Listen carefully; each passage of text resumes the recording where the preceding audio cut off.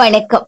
அண்மை காலமாக பேசு பொருளாக மாறியிருக்கும் ஒரு விடயம்தான் இந்த அமெரிக்க ஜனாதிபதியாக டொனால்ட் ட்ரம்ப் பதவியேற்ற பிற்பாடு பல மாற்றங்கள் இடம்பெற்று வந்திருக்கின்றன. அதாவது அமெரிக்காவில் கல்வி கற்று வரும் வெளிநாடுகளை சேர்ந்த மாணவர்களின் விவரங்களை திரட்ட அந்நாட்டு அரசு திட்டமிட்டுள்ளதாக தெரிவிக்கப்படுகின்றது. இதனால் அதிக அளவில் இந்திய மாணவர்கள் பாதிக்கப்பட வாய்ப்புகள் காணப்படுவதாகவும் தெரிவிக்கப்பட்டிருக்கின்றது. அமெரிக்க ஜனாதிபதியாக பதவியேற்ற டொனால்ட் ட்ரம்ப் அமெரிக்காவில சட்டவிரோதமாக குடியேறியவர்களை வெளியேற்றும் நடவடிக்கைகளை தீவிரப்படுத்தி வருகின்றார். முதல் கட்டமாக கொலம்பியாவை சேர்ந்த பலரை இராணுவ விமானங்கள் மூலம் அவர்களின் சொந்த நாட்டுக்கு அனுப்பி வைக்கும் செயற்பாட்டில் அமெரிக்கா ஈடுபட்டு வருகின்றது. இந்நிலையில் தற்போது அமெரிக்காவில் கல்வி கற்று வரும் வெளிநாட்டு மாணவர்களின் பக்கம் ட்ரம்பின் பார்வை திரும்பியுள்ளதாக தெரிவிக்கப்படுகின்றது.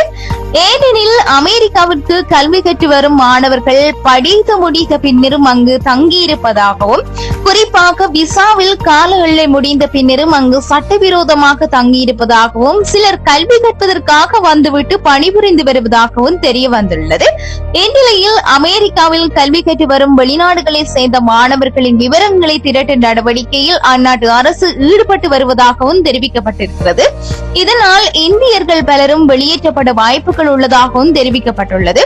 சுமார் 18,000 பேர் முதல் கட்டமாக இந்தியா கொண்டு வரப்படலாம் எனவும் தெரிவிக்கப்பட்டிருக்கின்றது. எவ்வாறு இருப்பினும் முறையாக விசா பெற்று அங்கே வசிக்கும் இந்தியர்களுக்கு இதனால் பிரச்சனை இல்லை எனவும் தெரிவிக்கப்பட்டிருக்கின்றது. அமெரிக்க வட்டார தகவலின்படி அந்த நாட்டு அரசின் கணக்கின்படி அங்கே 7 லட்சம் இந்தியர்கள் சட்டவிரோதமாக குடியேறியுள்ளனர் என்றும், இதில் கணிசமானோர் குஜராத்தை சேர்ந்தவர்கள். இவர்கள் எல்லோரும் மெக்சிகோ வழியாக அமெரிக்கா சென்று அங்கே தஞ்சமடைந்து வசித்து வருகின்றார்கள் என்றும், இவர்கள்தான் அதிக அளவில் இந்த சட்டத்தால் பாதிக்கப்பட வாய்ப்புகள் உள்ளதாகவும் தெரிவிக்கப்பட்டிருக்கின்றது.